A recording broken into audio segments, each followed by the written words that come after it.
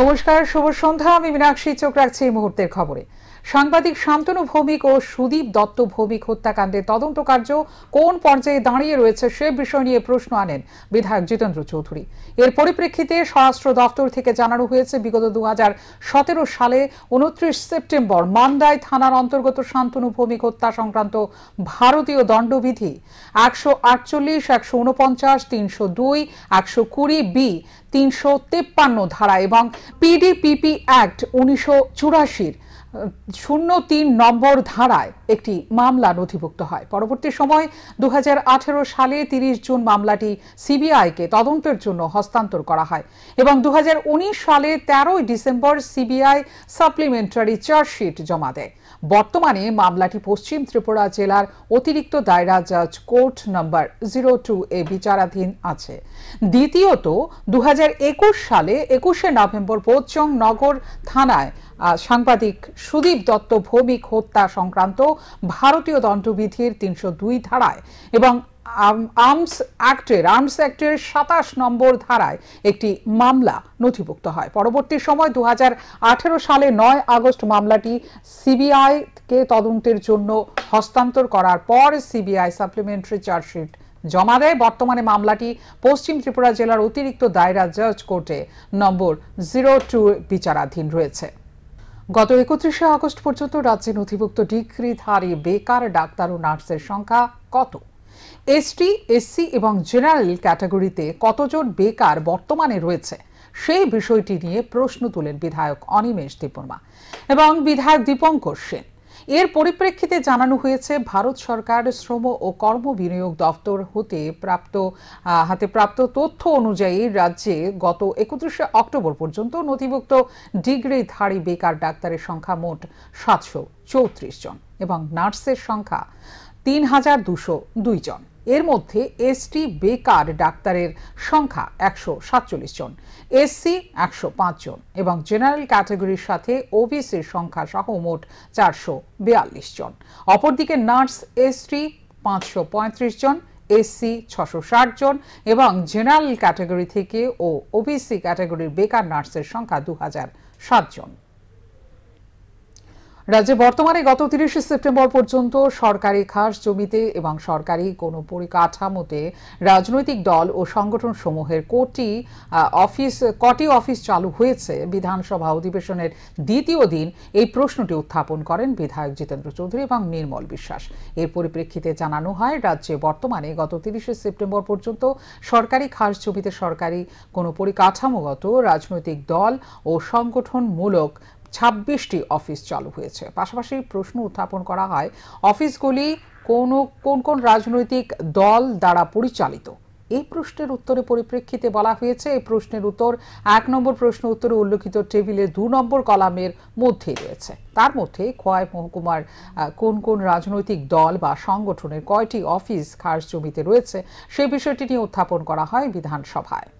তার মধ্যে খোয়াই মহকুমা কোন রাজনৈতিক দল বা সংগঠনের অফিস খাস জমিতে নেই বলে উত্তরে জানানো হয়। মদ খেয়ে এনজয় করে বাড়ি ফেরার সময় মানুষকে ধাক্কা দিল স্বাস্থ্যকর্মীদের গাড়ি। বিলোনিয়াবাসী দেখালো রং তামাশা। শেষ পর্যন্ত থানায় গড়াগড়ি করার দৃশ্য সংবাদ মাধ্যমের ক্যামেরায় উঠে আসে। গলা পর্যন্ত মদ খেয়ে এনজয় করে বাড়ি ফেরার সময় রং তামাশা দেখালো স্বাস্থ্যকর্মীরা। আর এই ঘটনার সাক্ষী রইল বিলোনিয়াবাসী। শেষ পর্যন্ত থানায় গড়াগড়ি করার দৃশ্য সংবাদ মাধ্যমের ক্যামেরায় উঠে আসে। জানা যায়, রবিবার রাতে তারা এই কাণ্ড ঘটিয়েছে। সকলেই নলুয়া স্বাস্থ্যকেন্দ্রে কর্মরত রয়েছেন। মদমত্ত অবস্থায় রাজনগরের দিক থেকে গাড়ি করে আসার সময় বিলোনিয়া থানাধীন কদমতলা এলাকায় রাস্তায় দাঁড়িয়ে থাকা এক ব্যক্তিকে ধাক্কা দিয়ে দ্রুত গতিতে পালিয়ে আসলে বনকন নদীর উত্তর পাড়ে জনগণ আটক করে তাদের। পরে বিলোনিয়া থানার পুলিশের হাতে তুলে দেওয়া হয় তাদের। ফার্মাসিস্ট বিশ্বজিৎ রায় এতটাই সুরাপান করেছে যে থানার মধ্যেই গড়াগড়ি করেন। দিব্যেন্দু দাস সহ অন্যান্যরা অনেকটাই স্বাভাবিক ছিল। যেখানে স্বাস্থ্যকর্মীরা জনগণকে মদ্যপান থেকে বিরত থাকার পরামর্শ দেন, সেখানে তারাই আকণ্ঠ মদ্যপান করে উন্মত্ততায় রয়েছে। যদিও বিলোনিয়া থানার পুলিশ নেশা সেবনকারীদের ধরে থানায় নিয়ে আসে এবং কোনো এক অজ্ঞাত কারণে কয়েক ঘন্টার মধ্যেই তাদের আবার ছেড়ে দেয়। আপনি গাড়ি চালাইছেন? আপনি গাড়ি চালাইছেন? বুঝি না কে চালাইছে গাড়িটা? নাম কি এর? এর নাম কি? হে তো মানে লড়তে চড়তে পারতেছে না, এমন মদ খানা খাইলো। কই আপনারা গেছিলেন কই? আচ্ছা, সে কি করে? হ্যাঁ, কিসের? কোন জায়গাতে? আপনি কি হন? আপনি কি হন? তো এদিকে হইল মানে সবাই একটু এনজয় করলাম। কোন জায়গাতে? নামটা তো ঠিক জানি না। আপনারা কি করেন সবাই? সবাই হসপিটালে চাকরি করি। হেড বাড়ি কই? এর বাড়ি সম্ভবত ঠিক করতে পারি না, আতলা শুনলাম আর কি। সেও চাকরি করে? সেই তো চাকরি করে। কিসের চাকরি? ফার্মাসি। কোন হসপিটালে? দলবা পেয়েছি। পরবর্তী সময়ে আহত ব্যক্তি তপন গুহ বিলোনিয়া থানায় ঘটনা জানিয়ে লিখিতভাবে অভিযোগ জানায়। এখন দেখার বিষয় বিলোনিয়া থানার পুলিশ অভিযুক্তদের বিরুদ্ধে কী ধরনের ভূমিকা গ্রহণ করেন। স্যান্দন টিভি। 2024-এর লোকসভা নির্বাচনের কথা চিন্তা না করে 2047-এ দেশের রূপরেখা কি হবে তা নিয়ে ব্যস্ত প্রধানমন্ত্রী নরেন্দ্র মোদী। সোমবার সিপিআইএমের সোনামুড়া মহকুমা কমিটির ডাকে জনসমাবেশে বক্তব্য রাখতে গিয়ে এভাবেই নিজের অভিমত ব্যক্ত করলেন রাজ্যের প্রাক্তন মুখ্যমন্ত্রী মানিক সরকার। সোমবার সিপিআইএমের সোনামুড়া মহকুমা কমিটির ডাকে এক জনসমাবেশ অনুষ্ঠিত হয়। এই সমাবেশে প্রধান বক্তা হিসেবে উপস্থিত ছিলেন রাজ্যের প্রাক্তন মুখ্যমন্ত্রী মানিক সরকার। দেশের প্রধানমন্ত্রী নরেন্দ্র মোদীর সমালোচনা করতে গিয়ে রাজ্যের প্রাক্তন মুখ্যমন্ত্রী মানিক সরকার বলেন, সামনে 2024-এর নির্বাচন, এর ফলাফল কি হয় সেটার দিকে না তাকিয়ে নরেন্দ্র মোদী 2047 সালে ভারতবর্ষের কি হবে না হবে এর রূপরেখা তৈরি করে ফেলছেন। আগে তো 2024-এর নির্বাচনের বৈতরণী পার করতে হবে, তা না করে 2047-এর কথা চিন্তা করছেন। রাজ্যের প্রাক্তন মুখ্যমন্ত্রী মানিক সরকারের কথায়, ত্রিপুরা রাজ্যে থাকা বাম সরকারের সময়ে অর্থাৎ তার নিজের মুখ্যমন্ত্রিত্বকালে এই রাজ্যে শিক্ষা, স্বাস্থ্য, বিদ্যুৎ, পানীয় জল, রাস্তাঘাট এসব সহ আরো বহু কিছুর মজবুত ভিত্তি তৈরি করে দেওয়া হয়েছিল। এই ভিত্তির ওপর দাঁড়িয়ে মজবুত করে রাখতে পারছে না বর্তমান রাজ্য সরকার। এরা ভুল পথে রাজ্যটাকে পরিচালিত করছে। বিদ্যালয়ের শিক্ষক নেই, হাসপাতালের চিকিৎসক নেই, ওষুধ নেই, বিদ্যুতের সেই যুগ আর নেই। একটা সময় ত্রিপুরা রাজ্যের উৎপৃত্ত বিদ্যুৎ বাংলাদেশ এবং দেশের বাইরে বিক্রি করে রাজ্য সরকার প্রচুর টাকা আয় করত। এখন এসব অতীত হয়ে গেছে। বর্তমানে চলছে শুধু কমিশন বাণিজ্য। কোনো ধরনের ঠিকাদারি কাজ করতে গেলে ঠিকাদাররা পাগল হয়ে যাচ্ছেন মণ্ডল নেতাদের প্রণামী দিতে দিতে। একবার কাজ নেওয়ার সময়, একবার বিল পাওয়ার সময় দিতে হচ্ছে প্রণামী। তাই দলীয় নেতা কর্মীদের কাছে আবেদন করে বলেন, মানুষের পাশে গিয়ে দাঁড়ানোর জন্য এবং লম্বা লাইনে প্রতিবাদের মিছিল করতে হবে, এর কোনো ভিত্তি নেই। বামফ্রন্ট সরকার এবং বামপন্থীরা গণতন্ত্রকে হরণ করেনি বলে 2018 সালে ত্রিপুরা রাজ্যে বিজেপি দল ক্ষমতায় আসতে পেরেছিল।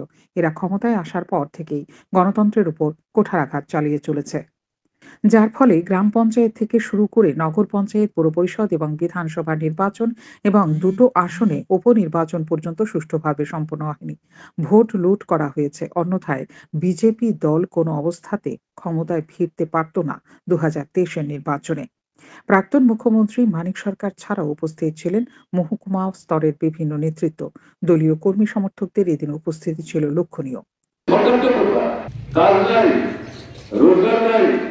অর্ধাহার, অনাহার, অনাহারের মৃত্যু, সন্তান বিক্রি, আত্মহত্যা, কাজের সন্ধানে রাজ্যান্তরিত হওয়া, কাজের জায়গায় মৃত্যুর মুখে পতিত হওয়া, সেই সন্তানের নিষ্প্রাণ দেহ বাড়িতে ফিরে আনার ক্ষমতা নাই মা বাবা, সেখানেই সমাবেশিত হচ্ছে। কিসের সরকার? এটা একটি প্রশ্ন। বামফ্রন্ট সরকারের সময় এরকম ছিল, কংগ্রেস রাজত্বে ছিল। বামফ্রন্ট সরকারে আসার পর এই জিনিস বন্ধ করেছে। এগুলো অতীত ইতিহাসের ঘটনায়। স্যান্দন টিভি। জাতীয় শিক্ষানীতির নাম করে দেশের শিক্ষা ব্যবস্থাকে ধ্বংসের দিকে নিয়ে যাচ্ছে দেশের বিজেপি নেতৃত্বাধীন সরকার। ফলে দেশ সামগ্রিকভাবে এক সংকটের মুখে দাঁড়িয়ে আছে। তাই আগামী 12ই জানুয়ারি দিল্লির রাজপথে এসএফআই সহ দেশের মোট 16টি ছাত্র সংগঠন শিক্ষা বাঁচাও, জাতীয় শিক্ষানীতি প্রত্যাখ্যান করো এবং দেশ বাঁচাও, বিজেপিকে প্রত্যাখ্যান করো এই স্লোগানকে সামনে রেখে পার্লামেন্ট অভিযান করবে। সোমবার বিকেলে ছাত্র যুব ভবন থেকে আয়োজিত পোস্টারিং ও মিছিল থেকে এই কথা বলেন এসএফআই রাজ্য সম্পাদক সন্দীপন দেব। এসএফআই এবং টিএসসিওর যৌথ উদ্যোগে আয়োজিত কর্মসূচি থেকে তিনি আরো বলেন, পার্লামেন্ট অভিযানে ত্রিপুরা থেকে 75 জন নেতৃত্ব ও কর্মী অংশ নেবে। এর পাশাপাশি দিল্লিতে পাঠরত যারা ত্রিপুরা ছাত্রছাত্রী রয়েছে তারাও সামিল হবে এই আন্দোলনে। এছাড়াও রাজ্যের অন্যান্য ছাত্রছাত্রীদের উদ্দেশ্যে বিজেপির বিরুদ্ধে পার্লামেন্ট অভিযানে অংশ নেওয়ার জন্য আহ্বান জানান সন্দীপন দেব। এদিন মিছিল সংগঠিত করে আগরতলা শহরের মধ্যে বিভিন্ন জায়গায় পোস্টারিংও করা হয়। 75 জন ছাত্র নেতৃত্ব কর্মী সামিল হবেন। তার সঙ্গে দিল্লিতে এই রাজ্য থেকে পাঠরত ছাত্রছাত্রীদের সঙ্গেও আমরা যোগাযোগ করার চেষ্টা করছি। আমরা আশাবাদী রাজ্য থেকে শতাধিক ছাত্রছাত্রী 12ই জানুয়ারি দিল্লির রাজপথে জাতীয় শিক্ষা নীতির নাম করে যেভাবে শিক্ষা ব্যবস্থাকে ধ্বংসের দিকে নিয়ে যাওয়া হচ্ছে এবং গোটা দেশে কর্মসংস্থানের প্রশ্নে, শিক্ষার প্রশ্নে সামগ্রিকভাবে ভারতবর্ষ যে সংকটের মুখে দাঁড়িয়ে আছে তার মূল যে কারিগর বিজেপির বিরুদ্ধে লড়াইয়ের রাজপথে, রাজধানীর রাজপথে মিছিলে সোচ্চার হবার জন্যে একত্রিত হবেন এবং এই লড়াইয়ে আমরা সামিল হচ্ছি। এনএসএস এর উদ্যোগে মহারানী তুলসীবতী বালিকা বিদ্যালয়ে দন্ত চিকিৎসার উপর শিবিরের আয়োজন করা হয়। সোমবার আয়োজিত শিবিরে স্কুলের ছাত্রীদের বিনামূল্যে দন্ত চিকিৎসা দেওয়া হয়। উদ্যোক্তারা জানান, গত 5ই জানুয়ারি থেকে কর্মসূচি শুরু হয়েছে। 7 দিন ব্যাপী এই কর্মসূচি চলবে।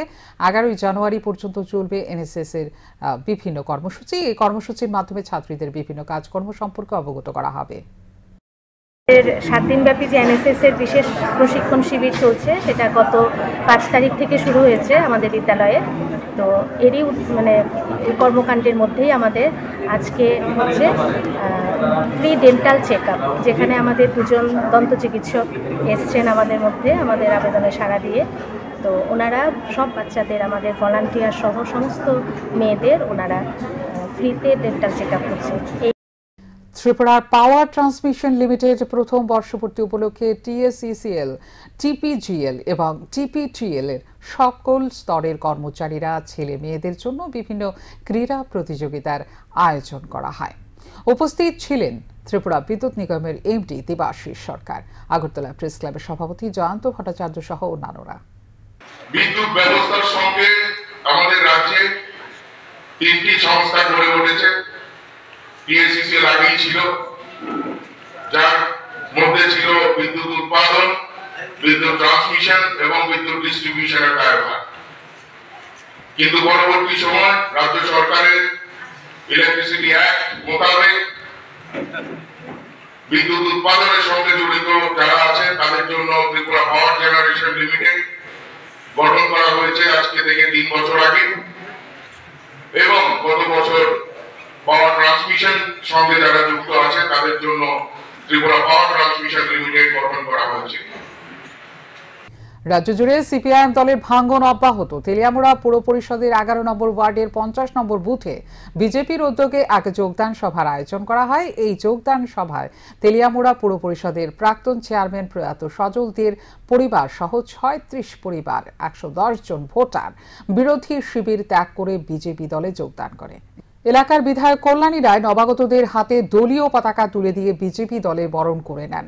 যোগদান সভায় বিধায়ক কল্যাণী রায় ছাড়াও উপস্থিত ছিলেন তেলিয়ামুড়া পুর পরিষদের চেয়ারম্যান রূপক সরকার, ভাইস চেয়ারম্যান মধুসূদন রায়, 11 নম্বর ওয়ার্ডের কাউন্সিলর অচিন্ত ভট্টাচার্য সহ অন্যান্যরা। বিধায়ক কল্যাণী রায় এক সাক্ষাৎকারে জানান, জাতি জনজাতি সকল অংশের মানুষের মধ্যে বিজেপি দলে যোগদানের প্রবণতা দেখা যাচ্ছে। প্রধানমন্ত্রীর নির্দেশে যারাই বিজেপি দলে যোগদান করতে চাইছে তাদেরকে দলে বরণ করে নেওয়া হচ্ছে। এতে করে বিজেপি দলের সংগঠন আরো মজবুত হচ্ছে। আমাদের 50 নম্বর বুথে 11 নম্বর মিউনিসিপ্যালিটির ওয়ার্ডে যে যোগদান সভা হয় সর্বময়ী কালী মন্দিরে 36 পরিবারে 110 জন ভোটার ভারতীয় জনতা পার্টিতে বিভিন্ন রাজনৈতিক দল ছেড়ে আজকে আমাদের পরিবারে সামিল হয়। আমরা তাদেরকে আনুষ্ঠানিকভাবে বরণ করে নিই এবং আমাদের পরিবারের সদস্য হিসাবে তাদেরকে আমরা আমাদের কাছে টেনে নিই এবং আগামী দিনে তাদেরকে নিয়ে আমরা পথ চলব এবং এই বুথকে আরও সশক্তিকরণ করতে তাদের অবদান নিশ্চয়ই থাকবে। এখনকার মতো এই মুহূর্তে সংবাদ এই পর্যন্তই।